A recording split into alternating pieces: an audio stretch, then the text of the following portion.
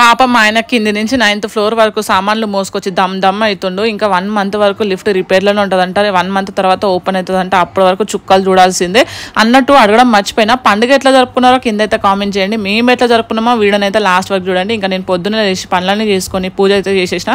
మా పిల్లలు అయితే పొద్దున్న లేచి స్నానం చేసుకొని మా మమ్మీ ఎప్పుడు ఆరతిస్తుందా అని వెయిట్ చేసుకుంటూ వస్తున్నారు.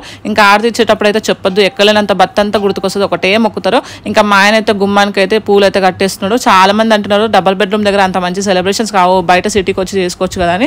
మేము ఉండేది కూడా సిటీలోనే, కాకపోతే మా చిన్న ఫ్యామిలీ, పక్కన ఎవరు ఉన్నా లేకున్నా మాకు సంబంధం లేదు. అందులోనూ కొత్త ఇంట్లో చేసుకుంటే ఆ వైబే వేరు.